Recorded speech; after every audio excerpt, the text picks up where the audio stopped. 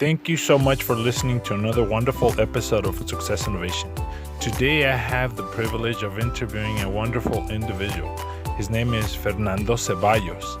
We talk about a really hard, difficult childhood that he went through, how he was bullied at some point also, and we also talk about how he managed to overcome that and discover strength by playing chess of all games. And this conversation was a really wonderful experience for me to have with Fernando Ceballos. Fernando Ceballos, welcome to Success Innovation. Let's get started. Welcome back to another wonderful episode of Success Innovation. Thank you so much to the loyal listeners, to the loyal viewers. This episode is really, really great because I have the fortune and the honor and the privilege of talking to Fernando Ceballos. He is a land development project engineer at Pape-Dawson Engineers. He focuses on the design and the production of construction plans for commercial development projects. He is very involved in the Society of Hispanic Professional Engineers, also known as SHIP, the American Society of Civil Engineers, ASCE, and the Hispanic Scholarship Fund, HSF, with various leadership roles at local, regional, and national levels. He also has a fantastic podcast called Dealing with Life Stuff, where he continuously puts out content pertinent to real life experience and various topics. Welcome, Fernando Ceballos, to Success Innovation. Thank you for joining us this evening. How are you, sir? Pretty good, pretty good. Thankful for the opportunity to talk to you, Lázaro. No, it's been a while, and I'm glad we finally managed to connect, and this is amazing. This is really cool.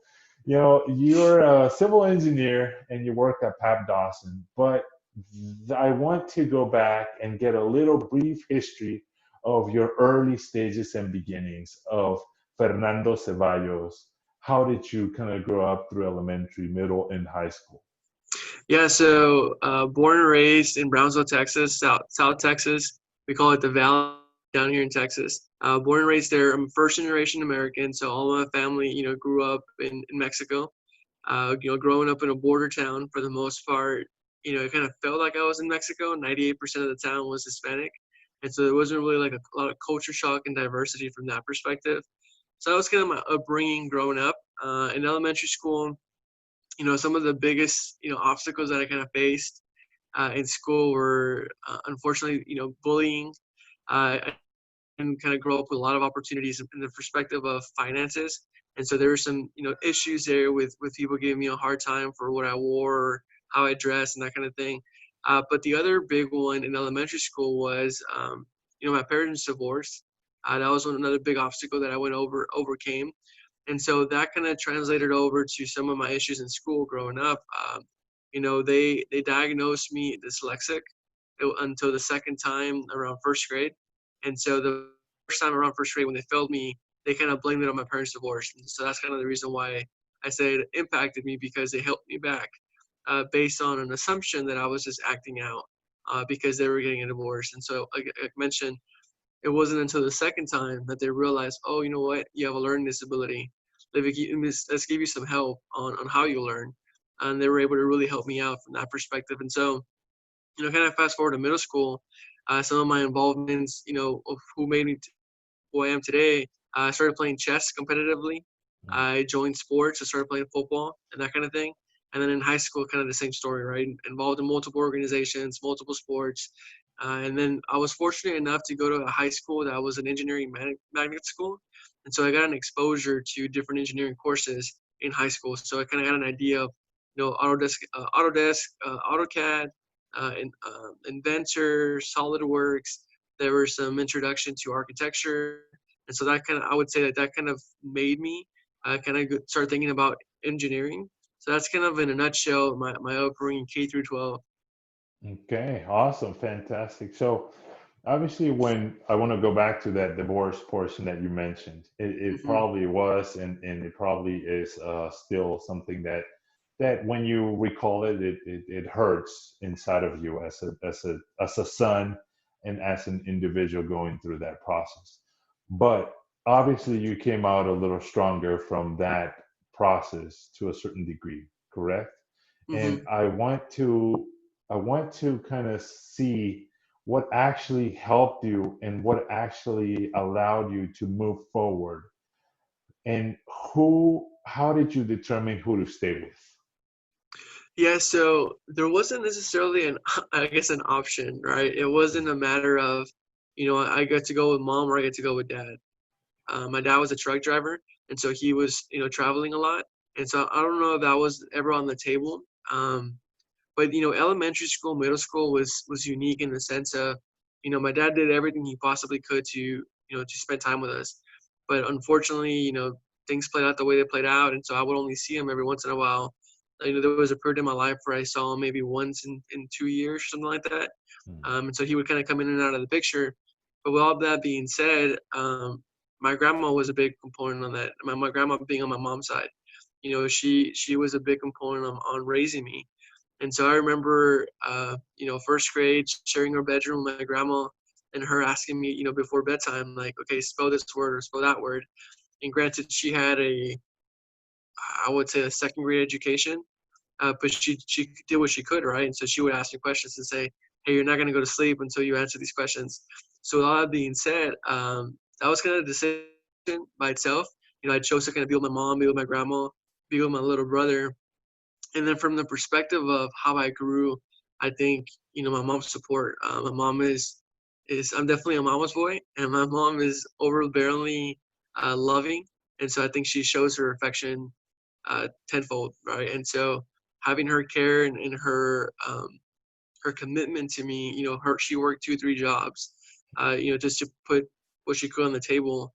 And I think seeing her hard work, her entrepreneurship, come to fruition as a kid, it was always a, what can I do to make sure that my mom is proud of me, and what can I do to bring value to this family.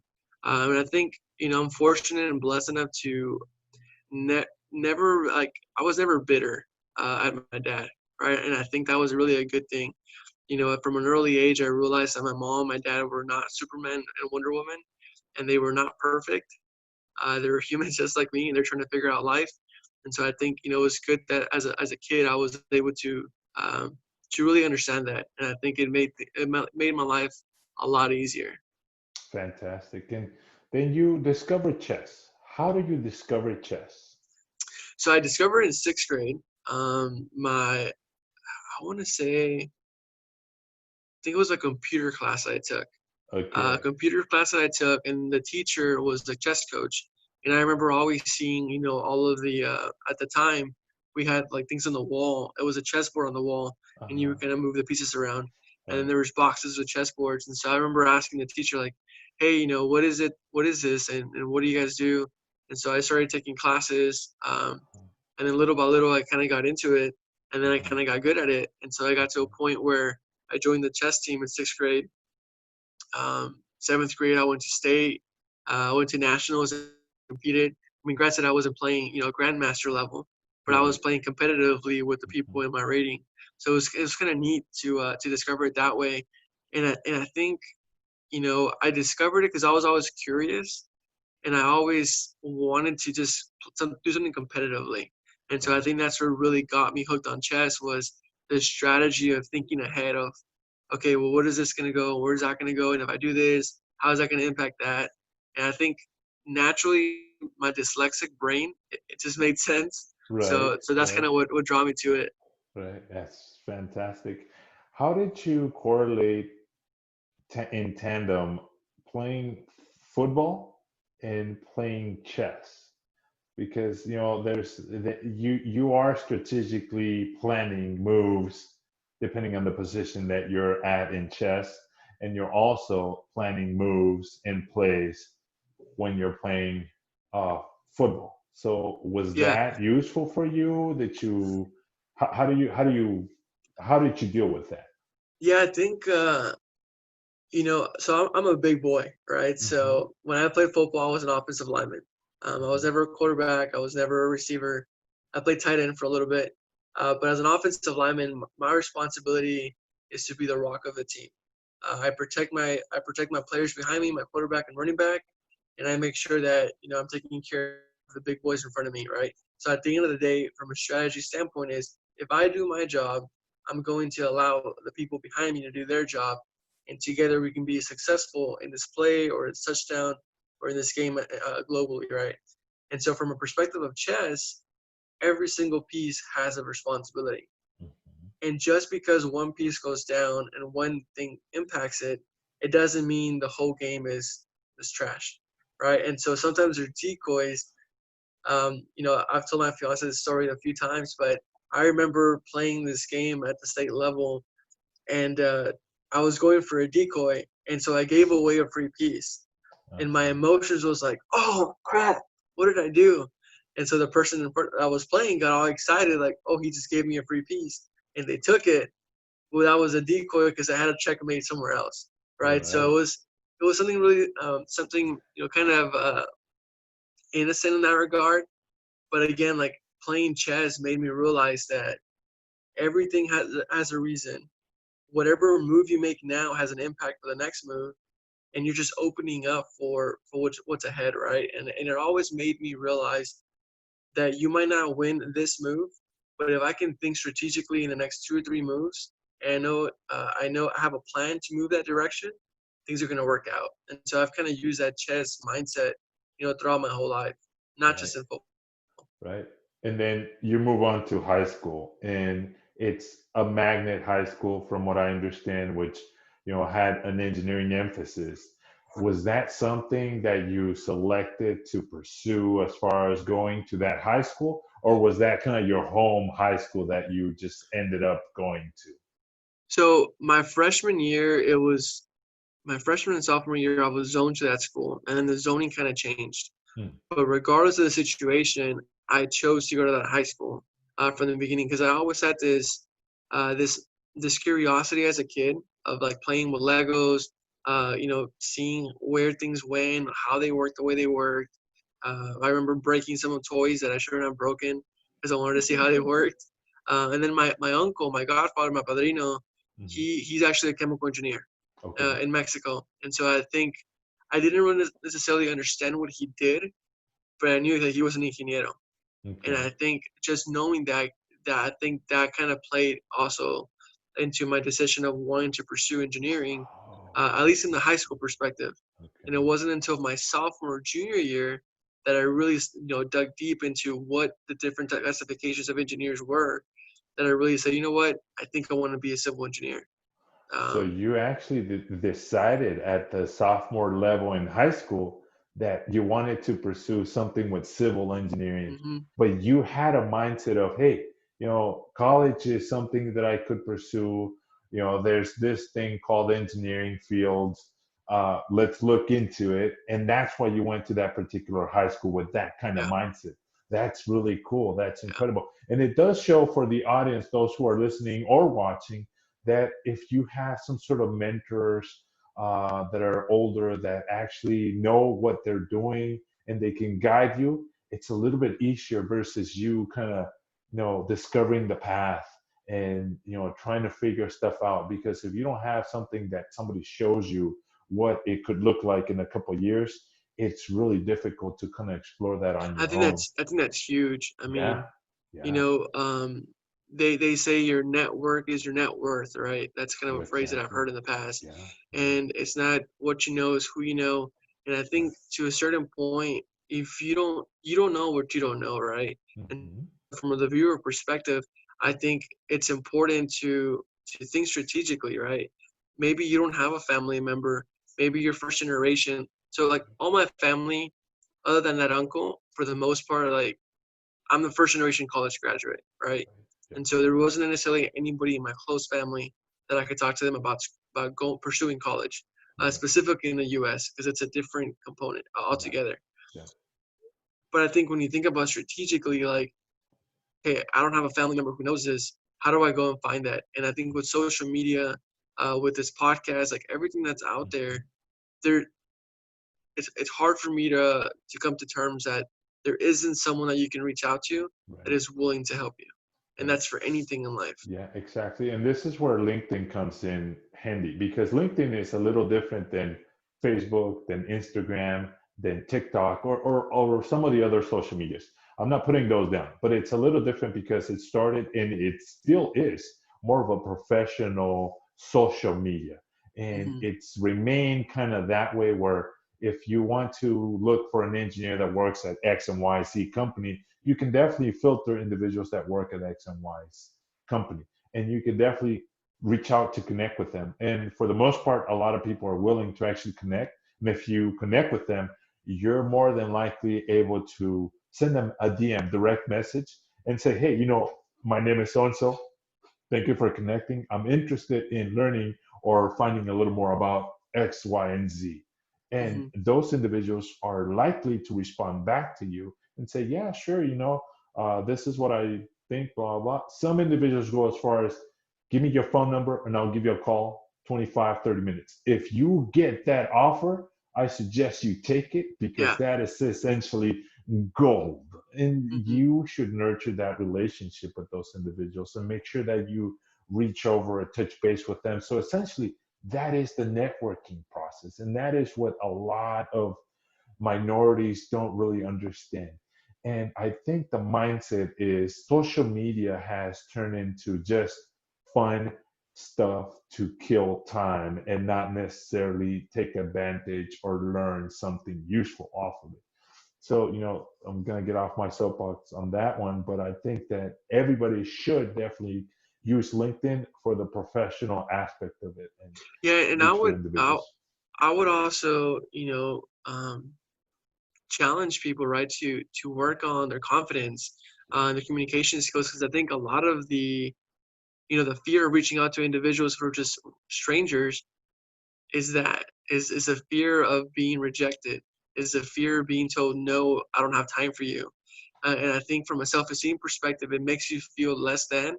It makes you feel like you're not important because a stranger's not willing to give you time. And I think it's important from the perspective of you as an individual to get past the idea of you not being enough because you are enough. You just have to keep asking. Eventually, you're going to find someone who does have the time to share it with you, and you're going to be able to get the answers that you're looking for. At But the if same time, you should exercise patience and exactly, persistence because if you're patient in the long haul, the individuals you're trying to get in touch with or get their time to talk to, they will essentially say, this guy or this person is really persistent and they're after me. They keep on sending me texts or messages. And eventually I'm going to give them like 10, 15 yeah, minutes and we can connect that way and we'll see what happens off of that. yeah. I And mean, at that point, yeah, yeah, I was going to say like if that was the case, like there's plenty of things in my life that I shouldn't be where I'm at, right? If I would have given up the first time I heard no, right, I shouldn't be right, here statistically, right? And right. so I think from that perspective, like you have to be persistent and you Right, have to just deal with it. Like a no is a no. It's just closer to a yes.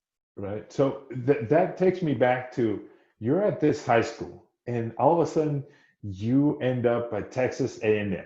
How did that happen? How did you select Texas A&M? So Why? it's funny because like we were talking about like engineering, right? And so Yes. we know that you have to pursue a college degree. I didn't know what GPA was until my junior year in high school. And Okay. so at that point, it's a little late, right? Yeah. Because you've taken the classes. Uh, Luckily, I was an overachiever and I took a bunch of like, AP classes and Okay. pre-AP classes. And so my GPA wasn't bad. I was top 10%. Everything was good. There was no problem there.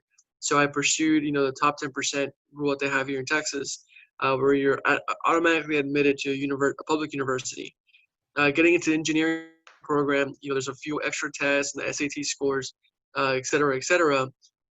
But to get back to the question, how did I pick A&M?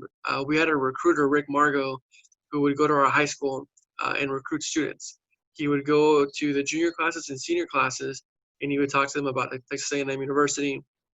He would have these days where he would bring you into this room with a bunch of other students and kind of just share what traditions were at A&M. He would kind of spend an hour answering questions. He would sometimes invite students who were back home to come and talk to us. He also invited us out to go to the university to go see it firsthand. And so I took advantage of working with recruiters for UT Austin, for Kingsville, for Texas A&M University. So I visited several schools through the recruiters because they would actually charter a bus and take us to those schools. So that was really, really cool, right? Like, I don't know a lot of schools that do that. So I was extremely blessed that my school actually did that. So all that being said, I think the recruiter was the one who convinced me about A&M. And then once I went to the school and I saw the atmosphere, like I was like, this is where I want to be. It's So just so the friendly, so much atmosphere, tradition. Yeah. the atmosphere of the school spirit is what kind of grabbed you, and that's why you gravitated towards Texas A&M. Hmm. That's really cool. That's interesting. The Wow. traditions was a big one for me. Okay. What tradition actually hooked you? So at the time, it was the 12th man, which is like the what we call ourselves for football, right? I know Seattle calls themselves the 12th man, but for A&M, it's a 12th man. So as a student body, we're always ready to jump into the game, right? The football game. Granted, that's not going to happen, right? But if you go back to to the early days at A&M, the team wasn't that big, and so there's a story along with that tradition. But just the fact that the student body is so committed to athletics was really cool, and the university is so committed. From a perspective of the Aggie ring is what we call it, my school ring. Okay. Everybody wears the same school ring.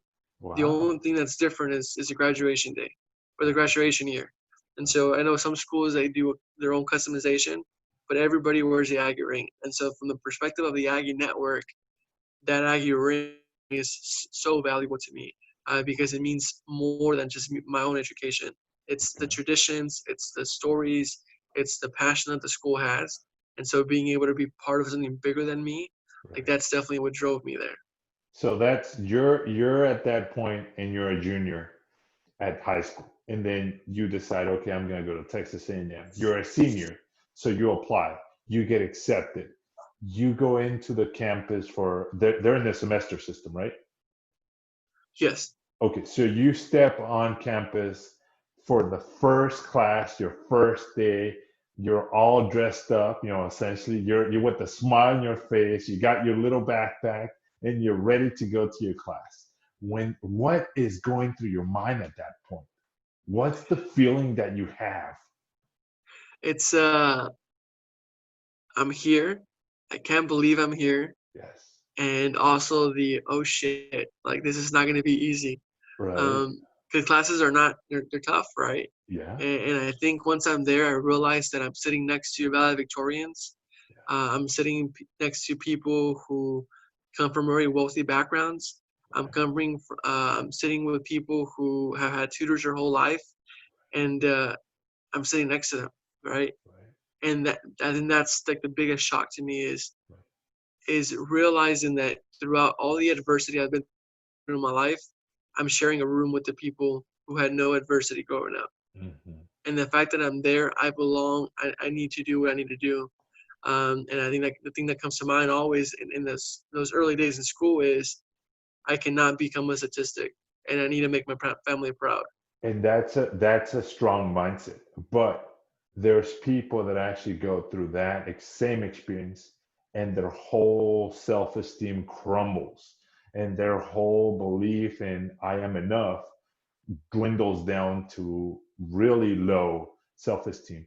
How would you say, what would you suggest some of those individuals do to actually counteract those self-doubt feelings? Find a support group. Yeah. I early on. I mean, if I were to tell you the number of organizations that I joined in college, it'd be a long list. Right. But I found people through my Bible study, through my organizations, of people who had gone through what I went through, Mhm. and I shared with them what I was going through. And through their own personal journeys and through their own personal struggles, I was able to find, purpose, and I was able to find um, comfort in knowing that I wasn't different, that I was going to be okay. Okay. I say this the way I felt, but when I took my first test in physics, I think the score was a 57. Okay. Okay. I was like, crap, I'm not gonna make it. I'm gonna Okay. be a statistic. Okay. Um, Granted, the average is a 70, right? Right. So some of those tests are different in engineering, Right. but to me, like I didn't know that, and so I'm talking to my mentors at this point through my Bible study and the people that I had met, and I'm sharing with them like, hey, this is my test score. Like, I feel like I'm gonna flunk out. I'm not gonna make it. And they're like, dude, you're fine. Like we all fail tests. They're gonna change the curve in the end of this class. Like, don't give up. I know this might be different to you, but it's gonna make more sense. Keep doing your best. Things are gonna be fine. I think I had the support of my mom. That was really good. I remember her telling me like, "Mijo, agarra el toro por los cuernos," right? Like, Mm-hmm. just grab the bull by the horns and just go after it. Yeah. You can't just give up. And I think having her support, having the people around me, telling me that I was going to be okay, I think that was a huge, huge help. And the other thing is just being fully committed to like why you were doing it. I think it was very simple for me sometimes to feel like a victim and say like, poor me, I didn't have tutors, or poor me, I went to a school that didn't really have like highly competitive teachers who really prepared me for these classes. Right. I mean, it is what it is, right? I have to put in the hours, I have to study, and I have to get better. And I think through all of that, I was able to say, I'm going to do what I can, and the rest will be what it is. Right. Yeah, that's really cool. So you mentioned physics and you got a 57. What other class actually shook your from that belief that, oh, okay, I was doing well enough in high school and it was a rude awakening figuring out, oh my God, college is a little difficult. What class was it? The So first one? Yeah. yeah, I would say physics was one, Okay. first semester, chemistry and Cal 2 my second semester Okay. were probably the ones. And for me, is just I just couldn't conceptually I couldn't do some of the problems. Right. Um, Right. I Yeah. think some of the material it's easier to find like real world examples, and it seems a little bit more concrete. And so when you started getting into chemistry, balancing the equations was really tough for me. And then also for Cal 2, all the different series and that kind of thing, I couldn't figure it out. Right. Granted, I passed the class, Right. but that was definitely the two that really threw me for a loop. Right. And I asked this question so that the audience can really understand that, hey, you're going to have those difficult classes. And know that when you're coming from a high school, at the high school level, you're competing with a certain number of individuals at your high school. And you mentioned that when you got to your college, you started seeing other individuals nationwide coming in to this hub. And you're not just top of the class anymore. You're competing with people that were top of their class, but top of their class could be this way, and your top of the class is here. So you Mm-hmm. have this gap to catch up and to be able to get to their level. So it And is these going to are be a people who struggle. had taken Cal 3 in high school. Right. Yeah, exactly. And then you mentioned the networks and organizations, student organizations. How did you find SHIP? Because you're very active in SHIP. So funny enough, some of my mentors in college were part of SHIP. I was not part of SHIP in college. Okay. I joined SHIP in my professional career as a member post graduation. I want to say 6 to 8 months after I graduated. That's Okay. when I joined SHIP as a professional.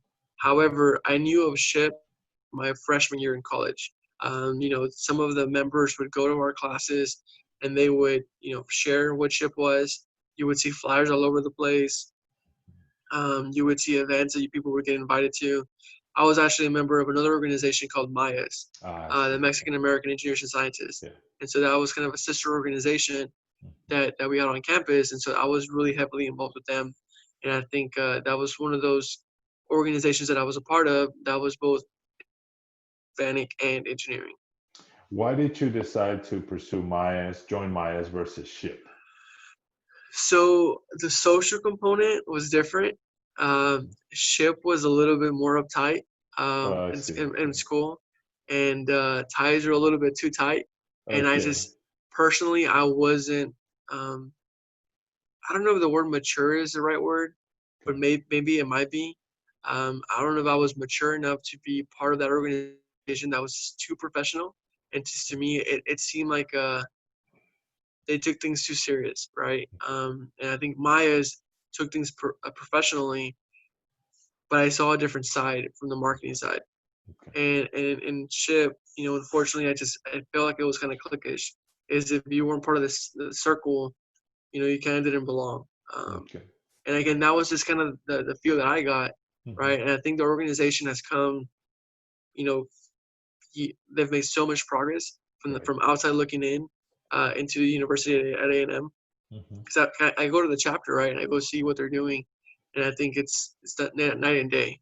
Oh, But wow. my Okay. experience as a student, again, they were a very successful chapter. I just wasn't there professional. I wasn't there yet to feel comfortable in that environment. Okay. So you graduate Texas A&M, you get your bachelor's in civil engineering. But before you did that, were you able to score an internship during your undergrad? And if not, do you think that hindered you from getting a job after you graduated? Yeah, so I hustled in school, and so I had several jobs all over the place. I worked at Walmart. I worked as a bouncer at a club.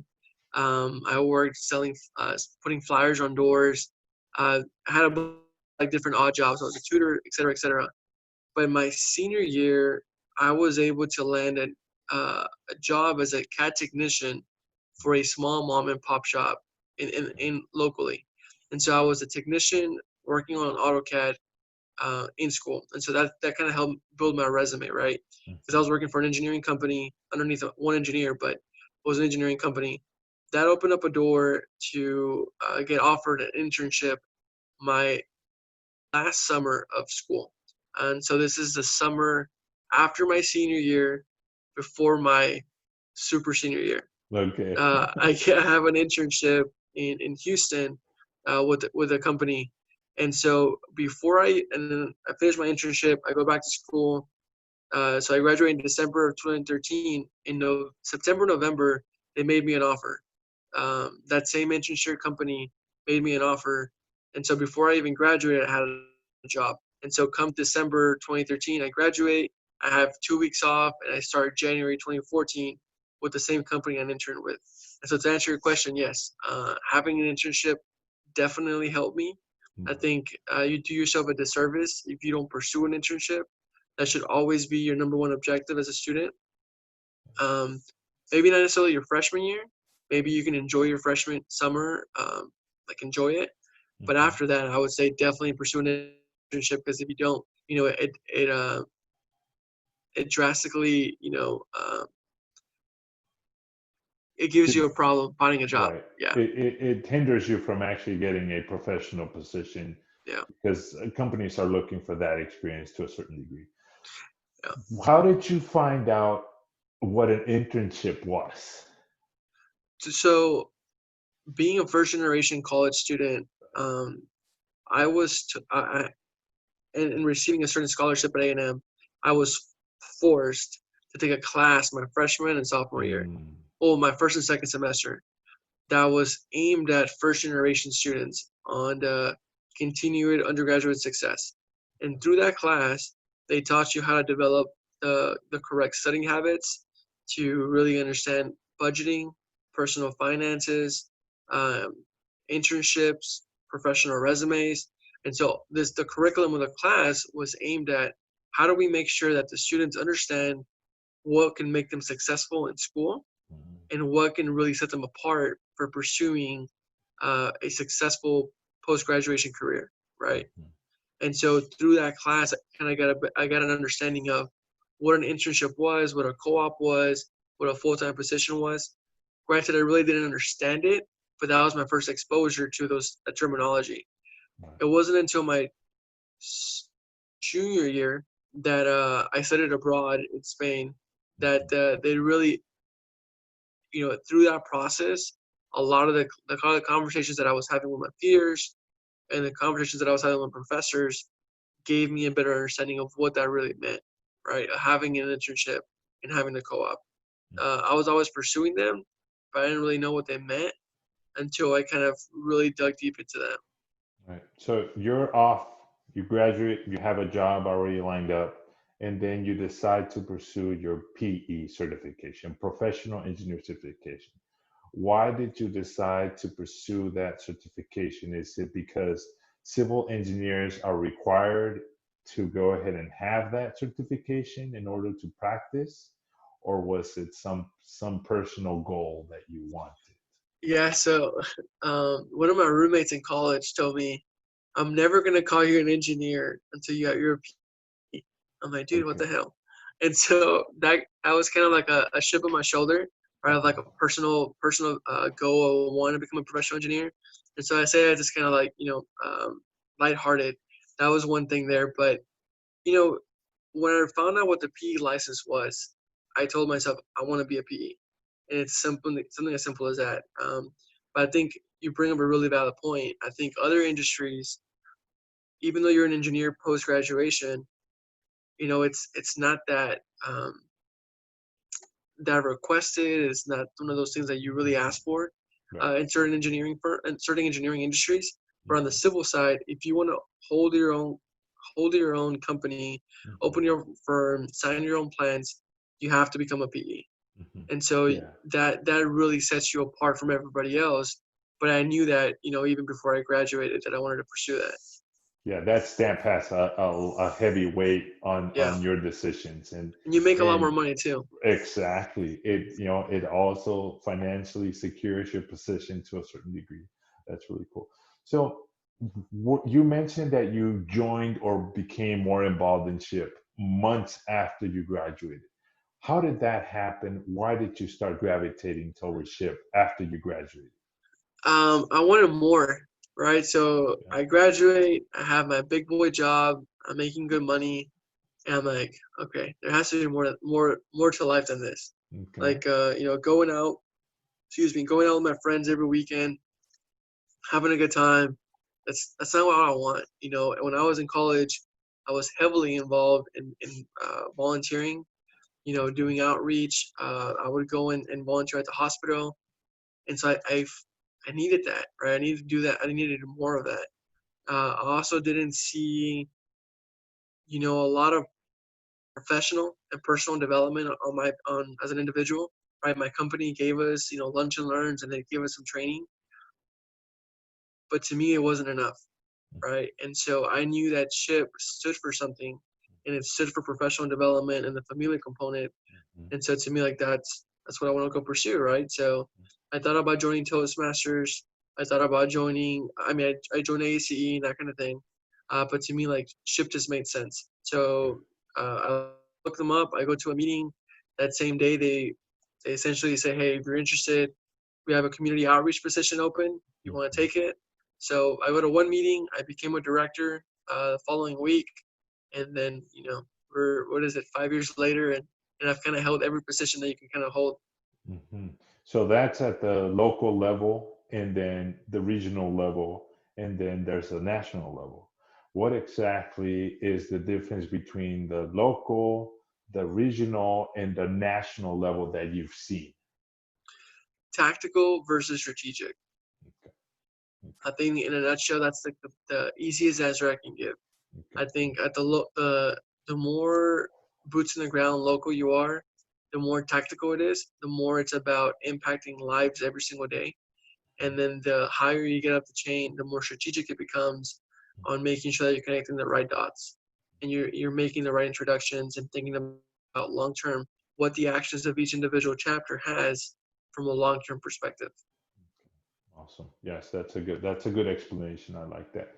Um, from your participation in the last 5 years that you've been involved with SHIP, what has been the biggest benefit that you've obtained from being a member and participant of this organization? I think I would say this. A couple years from now, I'd be freaking out right now. Right? I mean, granted, I'm so nervous having this discussion, but a few years ago, I'd be sweating like it'd be really bad. And Oh, so my whole life, I've kind of been an extrovert, okay, but kind of by force. okay. But I would imagine, I don't know, I classify myself as an extrovert, but I think I'm more of an introvert. But through SHIP, I've gotten so much more comfortable saying what I need to say because Mhm, I've been given a platform to make mistakes. I've been given a platform to practice. And mhm, again, the more reps I've gotten, the more comfortable I feel talking. And so, I have peers who struggle having conversations with VPs and CEOs and people of higher positions because they don't get those reps. And in ship, I've gotten a chance to sit in tables that I don't belong in. But because of my regional positions, I've been invited to those tables to have really thoughtful discussions. And I think because of those reps, like I no longer, fear having a discussion with someone Right. because I'm just Right. talking to them. And I no longer, deal with the issues of saying, what are people going to say? What are people going to think? Because it doesn't matter. I'm not talking to everybody. I'm talking to one person. Right. And I think, from the perspective of what ship has given me, it's given me that platform to really practice on being comfortable being myself. And building your confidence and preparing Hmm. you for those conversations that actually count when it matters. So you've never actually experienced a national convention at the undergrad level, Mm-mm. but you've experienced it as a professional. What is your what is your recollection of that first national convention, national conference? Um, like the first thoughts that come to mind, it's like there's more people like me, Okay. right? And there's a lot of passionate people who are wanting to make a difference in this country, in our communities, um, and the number of resources that are available in making us better. I Okay. think that's kind of in a nutshell, like the three things that come to mind Okay. from a national convention standpoint. And I think the other one is like the amount of work and the commitment it's going to take for me to want to get better, because I Okay. see all of these people, and there's certain individuals that really come to mind, like Fernando Rosario. I don't know if you're familiar with him. He's Uh-huh. a really good speaker. He's one of the highly praised leaders in our organization. Right. And for me, like when I interacted with him, I was like, how do I become him when I grow up, right? And so the gap between where I was at and where he's at, Right. like I want to strive for that, right? And so being part of the national convention really gave me a better understanding of what I could become and the amount of work that I needed to put in to become that person. And the reason I'm asking is because I've asked this question of students, but students go with the mindset of, okay, I got to dress to impress. I have to look for a job. I have to make sure that I talk to X and Y Z company.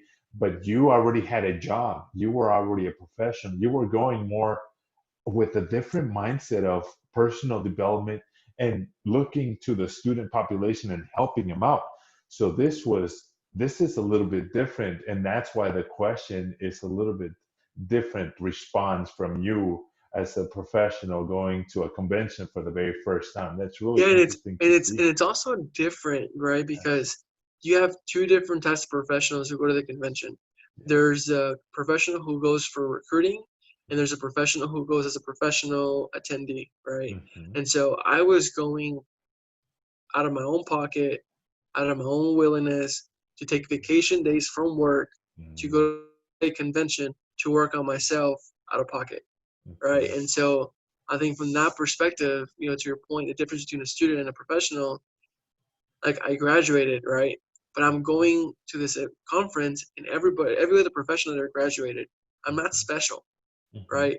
And I think the mindset is always, how do I get to the job? And once I get to the job, I made it. I can Hmm. coast. Right. Yeah, And I exactly. and I hate to say this, but like that's not enough. It does It, happen. I've seen it happen because this is what I've seen. Students that are involved in SHIP at their student chapter, once they graduate, once they get that job, once they're out of their chapter, their school, their fire stops. And they just coast on that job that they obtained.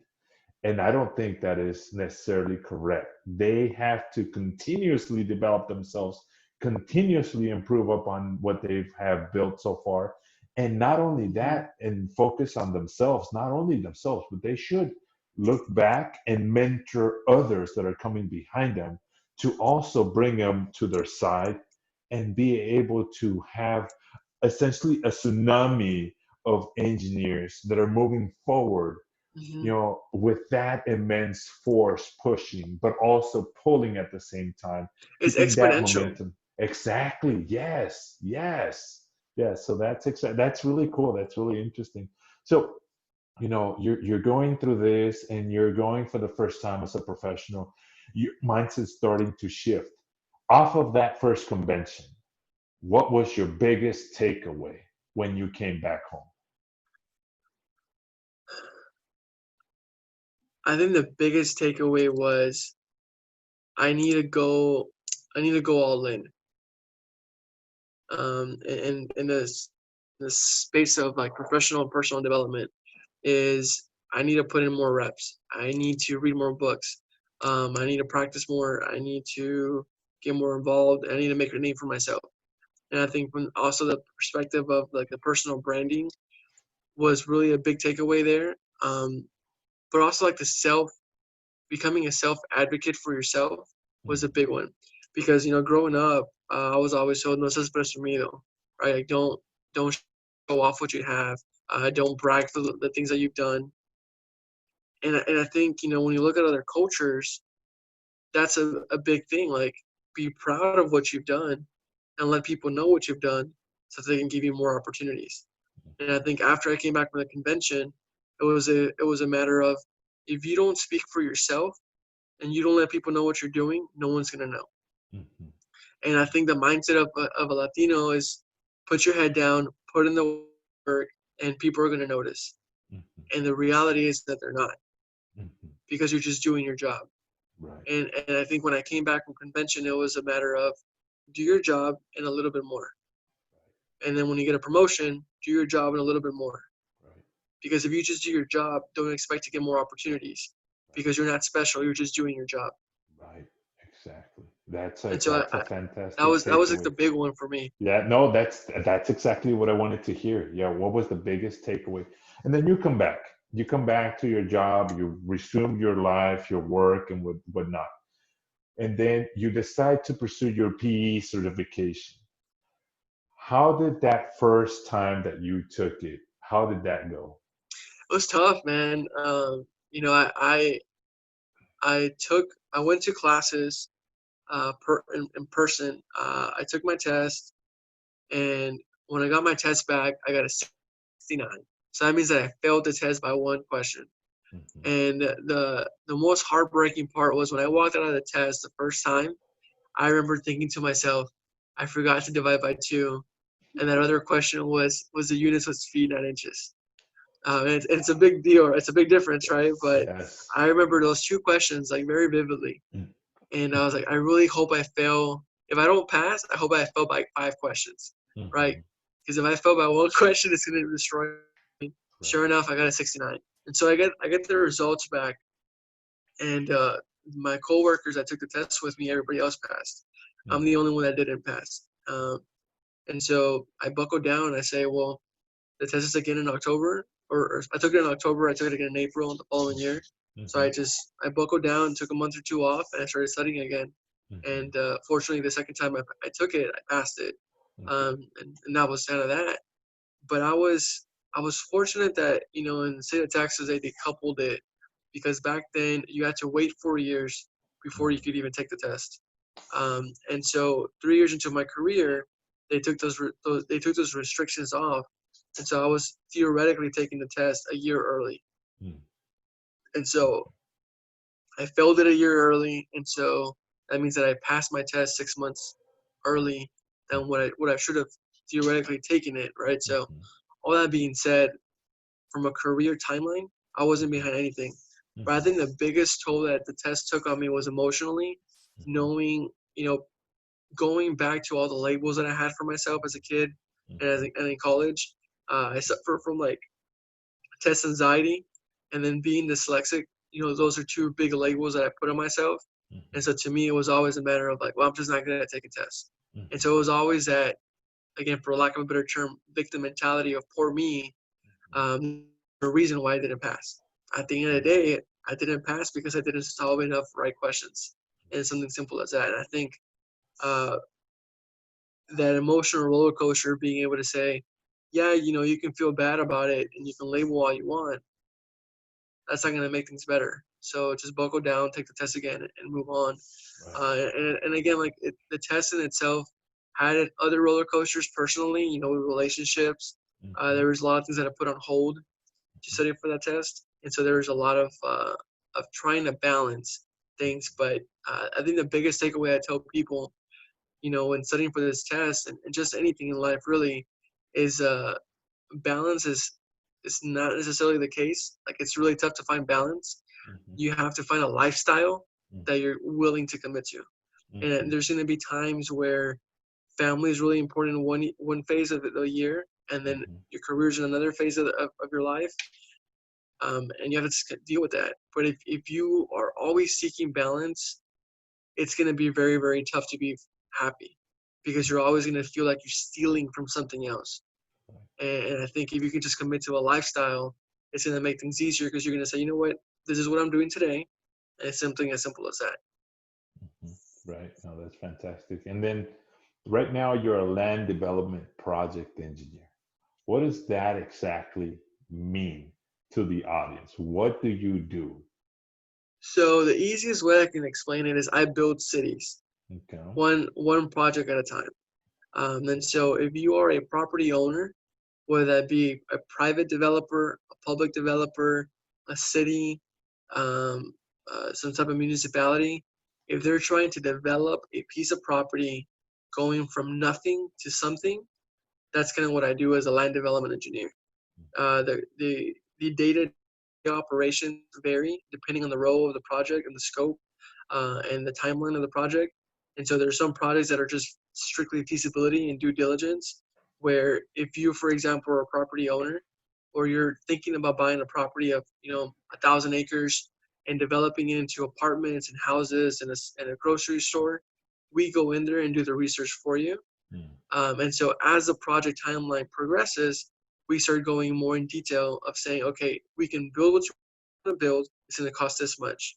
And then we start working with the city and saying, is the city okay with you building this? And then we start working with different franchise utilities, cable, internet, gas companies, electric companies, telephone companies. We start working with public utilities, right? Water, sewer, stormwater, uh, roadways, paving design. And so all of those components, put them in together, that's how we start building a project. And so that's kind of what I do in a nutshell is Mhm. from nothing to something. Right. Fantastic. And what main skills would you say that you're utilizing from what you learned at Texas A&M that you're implementing in this position? So I think the easy answer is the technical stuff. I think A&M really does a really good job of preparing the engineers Okay. to have a better understanding of what we do in the workforce. And so I would say, my surveying classes, my water resources classes come really, I really use those day to day at work. But I would say the other ones that come to mind is the soft skills, right? It's the personal development and working on myself. And again, I'm going to go back to communication because in land development, it's communication is critical. You're doing a lot of coordination with cross industries and cross with different we're looking for trades, right? So I'm working with engineers, I'm working with architects, I'm working with landscapers, I'm working with plumbers, I'm working with public officials, I'm working with the neighbor, right? And so the dialogue that I'm going to have with a peer as an engineer um, talking about a big stormwater issue, it's going to be different than the dialogue that I'm going to have with a property owner next door that's saying that there's more water on their property because of my project, Right. right? And so having that explanation to them, I can use very high level, technical words with them. I Right. have to be more elementary and explain to them, hey, that's not kind of how it works, right? This is what we did. This is how we're mitigating. And so I would say from a land development perspective, communication is kind of the skill set that I use the most in my career. Okay, cool. Yeah. And off of that, what is the most enjoyable aspect of your job at the moment? I think the idea of the legacy, Uh-huh. I always think about, having kids and being able to tell my son or my daughter, like, hey, you see that building over there? I was part of that project. Hey, you see that high school over there that's been around for 2 decades? Right. I helped build that high school. And so Wow. it's really cool to be able to say that even though it doesn't have my name on it, I was a piece of creating a community. Um, and I don't know, like to me, like that's like the biggest, most rewarding thing of knowing that I'm helping build communities one day at a time. Right. Speaking of legacy, you kind of recently started tackling co-hosting a podcast called Dealing with Life Stuff. How did you decide to jump into this venture? Um, some of it was twofold. Randy is my co-host, and Randy brought the idea to me and said, "Hey, I know you want to be a speaker and you're working on different things. I've really enjoyed, hanging out with you the last couple of times that we've done this. How would you feel about if I were to pitch you the idea of doing podcasts?" And I had already been thinking about it, starting one, because of all the questions that people ask me on Instagram and just from a personal development perspective. I Hmm. work with a lot of students in SHIP. I work with a lot of students and professionals in SHIP and AACE. And so I do, even though I just do the podcast, I'll just do coaching on the side. And so the coaching that I do on the side is a lot of these conversations that we're having right now Mm. and the topics that we have in the podcast. And so I said, how do I share these perspectives with more people? And so the best way to capture that was in an audio format and just doing a podcast. I had done a YouTube video or a YouTube channel that I had started some videos on, and I just wasn't consistent enough with it. And I felt like maybe the podcast is gonna give me a different outlet to kind of Mhm. pursue that. So that's kind of how I came about it. Is Randy bringing an idea, and then me just trying to share with more people the questions that were already being asked. I see. So, off of that, in your experience so far, what obstacles have you encountered and how have you been able to overcome those? I think the biggest obstacle that I have is mental. And Okay. what I mean by that is I have a big fear of being misunderstood, Okay. right? So one of the reasons why I talk so much sometimes and I talk in circles is because I want to make sure that what I said is really being understood. Okay.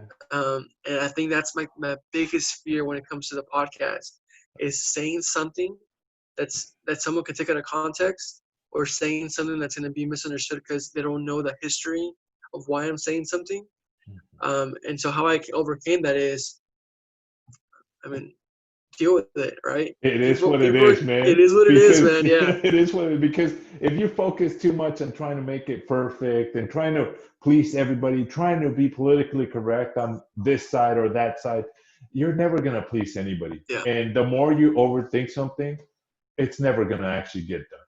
So the best thing is to just go do it and try to finagle and shape it as you go.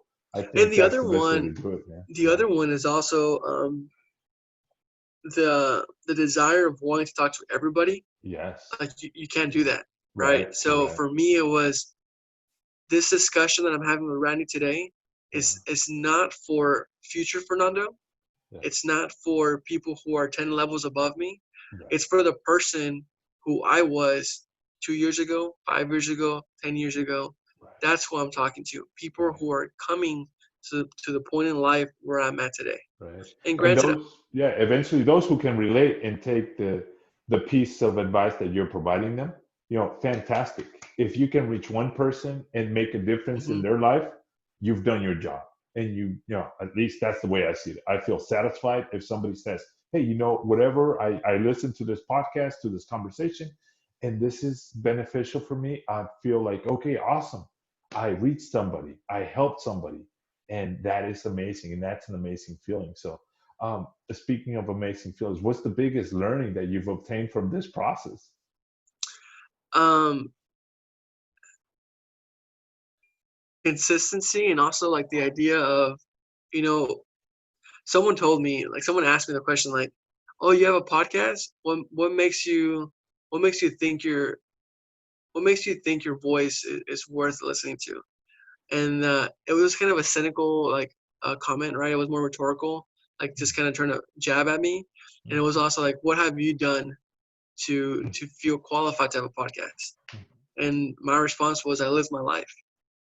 And I think that's kind of been the biggest takeaway and biggest achievement and success from this podcast is reassuring me that my life has purpose and that what I have lived is what I've lived.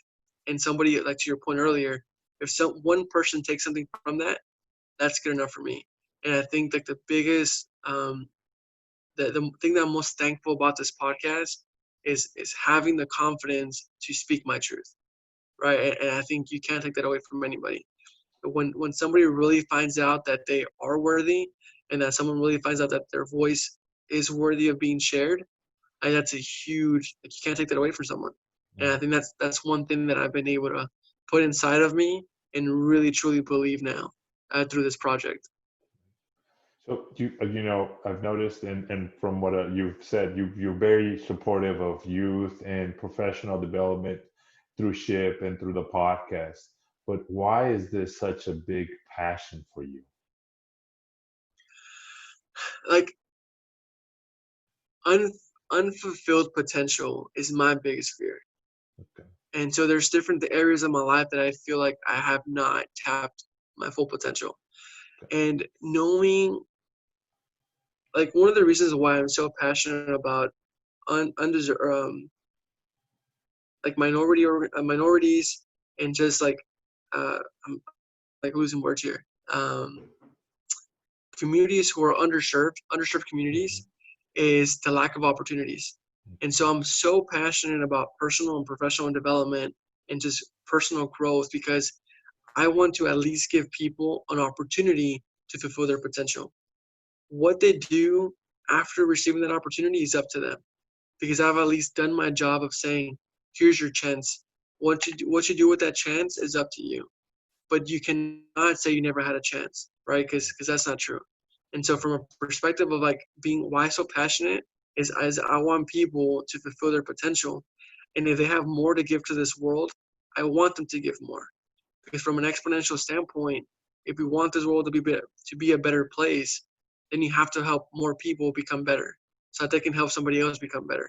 And so for me, like, thinking about the idea of someone's son or someone's grandkid coming and telling me like, "Hey, Mr. Ceballos, thank you for pushing my dad and my mom to become an engineer, because thanks to you, they made it, and now I'm gonna become an engineer." Like, thinking about that, like, is so rewarding, knowing that, Mhm. and it's not from an ego perspective, but just knowing that like my life had purpose, and I think having that like just fuels me every day to say I gotta put in more, because you never know what future Fernando is gonna need help with, right? And so Right. I'm always thinking about 2, 3 generations deeper or later of saying, what can I do? And so even from a personal perspective, like, I want to be the generation who set up my great grandchildren, because of Right. Grandpa Fernando, Right. we are where we are. Right. So once again, we go back to that chess, strategic thinking, Hmm. 2, 3 moves ahead, how to actually counteract and counterattack, and how to feign a move or whatnot. So that's exactly what you're talking about, and that's how Yeah. it relates to this. That's really cool. So what are the next steps for Fernando Ceballos?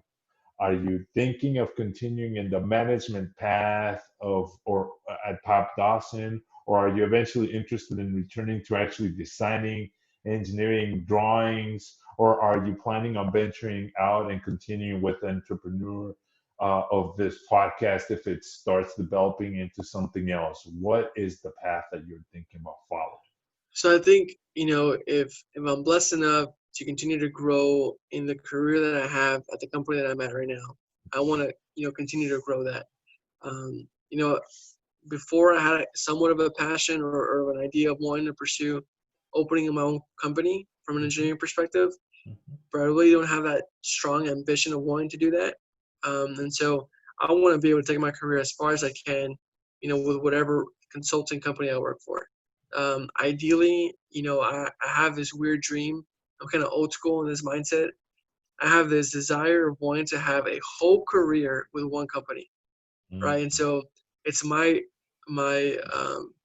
I'd love to be able to retire where I'm at right now, right? And mhm, really take that career to a place. So we'll just see with life being the way it is, right? That can mhm, be a reality. So that's kind of that side. From a project perspective, or from a project for the podcast, I just want to see it grow to what it becomes, right? I want mhm, to continue to help people. If it becomes monetized at one point, I'm able to build some cash flow. I want it just to be that, a side project, right? And mhm, continue to be something that I pour into. And the other thing that I'm working on the side is, in addition to more organizations that I'm a part of, is the coaching, right? And so I do personal coaching one-on-one with students and professionals. And so I kind of work with them on developing themselves to become a better person of themselves. And so I think from a holistic standpoint is I want to help people be better. And so from a project perspective, I'm going to continue to do that consulting. And the podcast, I'm really good about being diligent on knocking it out and getting it out of the way. And so yeah, so long-winded answer to say I'm going to keep doing what I'm doing. I'm going to keep pushing day by day on saying how do I get to the next level in my career and my podcast and my coaching business. Fantastic. That's a great response. Thank you for letting us know what your intentions are at this point. Good leaders always create good leaders. Do you have any individuals you actually look up to?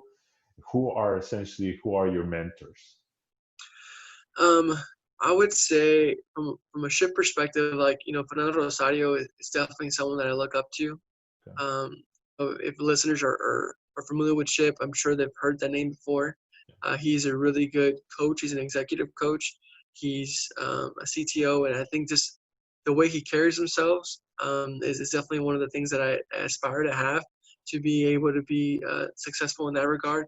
And I think from a other side of the people that I look up to, some of my mentors, John Maxwell, Ryan Holiday, he's really big in the Stoic philosophy. People like Eric Thomas, people like um, I'm blanking out here, Tony Robbins, right? These individuals who are very focused on personal and professional development, right? Brandon Burchard, these are Simon Sinek. These are all people who are striving about like why you're doing what you're doing and how do you get better. So I would say that I read a lot, and I think through reading, definitely giving me access to coaches and mentors that I don't have access to physically, right? Yeah. Now that you brought reading up, do you have any particular book, movie, or podcast that you believe has made an impact in your life that you wish more people would actually take advantage of that you can share with us? Yeah, I would say for books is The Four Agreements by Don Miguel Ruiz. Start with Why from Simon Sinek, and The Dichotomy of Leadership By Jocko Willink. by Jocko Willink. And so Jocko's podcast is a really good podcast. Yes. I also recommend a lot. Yes. And it's different, right? And also like any book by Ryan Holiday. There's this thing that I use, the Daily Stoic. And so there's a little bit of wisdom every single day. It's like its own devotional, its own meditations. But these podcasts are very like cutthroat, right? There is no BS around these Right. podcasts Yeah. and these books. Yeah. It's you gotta put in the work. Life is not easy, Yeah. and it's just a matter of like get better, right? Right, And exactly. find who you gotta find and get better. Right, exactly. Yes, that's incredible. Thank you for sharing that. Those are great tips. What do you believe your superpower to be? Or if you don't believe that you have one and you had to select one, what would it be and why? I think I'm very empathetic, and I'm also very patient. I think those are two superpowers that I really have. I feel for people, right? Some people say I'm a hard ass, but I really feel for people because I've gone through different things in life, right? I've had to grow up really fast, and I think from an empathy standpoint is um, I understand what people go through, and it's not easy. Granted, my life could have been a lot worse, right? There's people who are going through a lot worse, Mhm. but I feel for people who even have it good because everybody has a problem, and from an emotional standpoint, like everybody's impacted a different way. And then also from a patient's perspective, I have a lot of patience. I'm willing to work with someone because again, I feel for them that they may not be getting it. And so being dyslexic, I've had to be very patient. It takes time. It takes a lot of reps to get good at something. I didn't know how to write my name until the second time around first grade. I didn't know how to read until way later in the growing up. And so I would say those are my two superpowers for sure. Yeah, yeah. Patience and empathetic. That's amazing. Thank you for sharing that with us. What is your definition of success at this very moment? It could change. It probably has changed and it will change. But right now, what do you see your definition of success be? Doing what you said you would do. Okay. Doing what you're saying you would do, keeping your word and being true to yourself, Yeah. being committed to who you are so that you can have that respect to yourself, not necessarily owing So it to anybody else. it kind of stems from the idea of character, right? Which is, doing the things that need to be done when nobody's watching, right? To me, like, that's the definition of character. Yes. And from a success standpoint, is if you do the things that you said you were going to do, nobody else is defining success for you. Right. Nobody else is saying if you do this or that, you're successful. It's more of the idea of, if I have a successful conversation with you, that's success. Yes. Now, if somebody else can say, well, you said and like a bunch of times, so you're not successful, Mm. that's your definition of success. My definition is saying we had a good conversation and the conversation flowed. Right, exactly. Fantastic. Thank you. This question, I really enjoyed asking this last question. This question, I want you to imagine that you can go back in time and that you can go back in time to that young Fernando Ceballos going towards his first class at Texas A&M with his backpack full of hope and dreams, with a smile on his face because he made it to Texas A&M. And you encounter this young individual and you have about 2 or 3 minutes to share 3 pieces of advice with him. What would you actually share with that individual? I would say dress better in college because I wear a lot of basketball shorts. Okay. So from a personal image, I think dressing a lot better would Okay. have helped me develop more professional relationships. Okay. Um, be consistent in your work and working out, because the clarity that provides you is huge. Yeah. And it's definitely going to help you become a better person the healthier you are. And take a deeper dive at personal finances and what you can do today to start saving for tomorrow. Because that's one thing that I definitely, if I could go back in time, I wouldn't do anything different, but I would probably be a little bit more frugal in some of the things that I did, and going after the little things that I wanted in life. Okay, fantastic. Those are really good pieces of advice. Dressing better, being more consistent in keeping your body in shape, and also being financially in shape for the most part. Thank you so much, Fernando Ceballos. This has been a very enjoyable conversation. I know we ran a little bit over time, but I really enjoyed the conversation. I think it's so much value here that I wanted to allow you the time to speak. Uh, Really want to acknowledge you for all you've done for SHIP and for the students and for the local community and the national community. I also want to acknowledge you for your career, for what you've been doing with Pape-Dawson, and for what you will actually be doing and accomplishing in the years to come. I hope that our relationship continues to grow and to stay and to continue to flourish. To the audience, thank you so much for listening to another wonderful episode of Success Innovation. I hope that you share, like, and enjoy this episode with those that you believe can benefit from it. Thank you so much. This has been Lázaro Herrera from Success Innovation. We'll see you next time. Bye bye. Thank you so much to the audience for sticking around and listening to another wonderful and fantastic episode of Success Innovation. This time around, we got to learn so many things about our guest. His name is Fernando Ceballos, and we discovered how to overcome obstacles. We discovered how to be resilient, how to be persistent, and how to be tenacious. I hope that you enjoyed the conversations as much as I did, and you learned from Fernando Ceballos how to develop and execute a plan for success. Thank you so much. Lázaro Herrera for Success Innovation. We'll see you next time. Bye-bye.